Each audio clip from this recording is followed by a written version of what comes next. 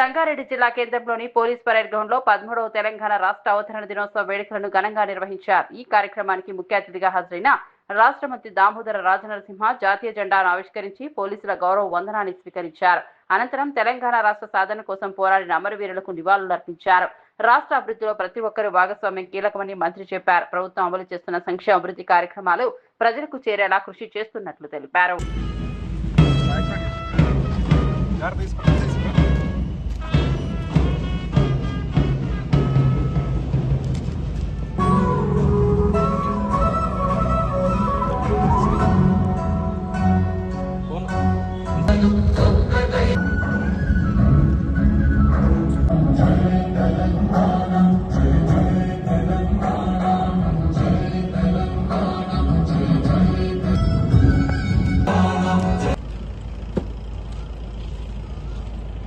श्रीमान तेलंगाना अवतरण दिवस में आपका निरीक्षण के लिए हाजिर है।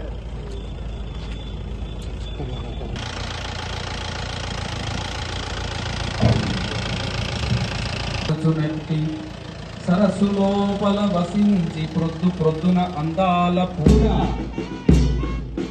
చూస్తూ ఆస్వాదిస్తూ ముందుకు వెళ్తూ నేటికి 11వ వసంతాలు జరుపుకుంటున్న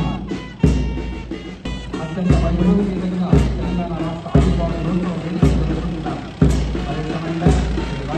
చేసిన జ్ఞాపకాన్ని పురస్కరించుకొని వారి సతీమైనటువంటి బైనగారి దుర్గ గారికి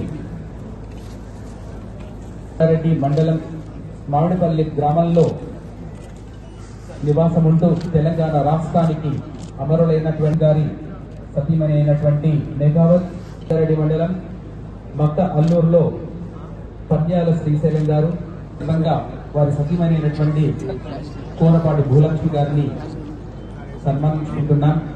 అందోల్ మండలం జోగిపేట గ్రామంలో ఇందిరానగరంలో నివాసం ఉంటూ తెలంగాణ రాష్ట్రం కోసం అమరుడైన కాశరాజు గారి జ్ఞాపకార్థం వారి సత్యమైనటువంటి కాశ నాగలక్ష్మి గారిని సన్మానిస్తున్నాం.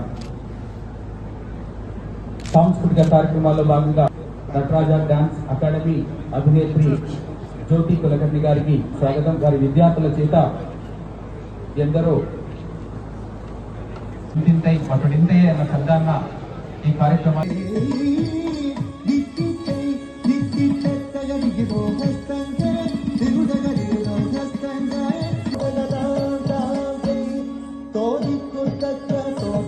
తెలంగాణ రాష్ట్ర 13వ అవతరణ దినోత్సవానికి హాజరైన గౌరవ ప్రజాప్రతినిధులకు, జిల్లా న్యాయమూర్తులకు, అధికారులకు, అనధికారులకు, పాత్రికేయులకు, స్వాతంత్ర సమరయోధులకు, ఉద్యమకారులకు, ఉద్యముల అసలు బాసిన తెలంగాణ అమరవీరుల కుటుంబాలకు, కార్మిక, కర్షక, విద్యార్థులకు మరియు జిల్లా ప్రజలందరికీ తెలంగాణ రాష్ట్ర అవతరణ దినోత్సవ శుభాకాంక్షలు తెలియజేస్తున్నాను.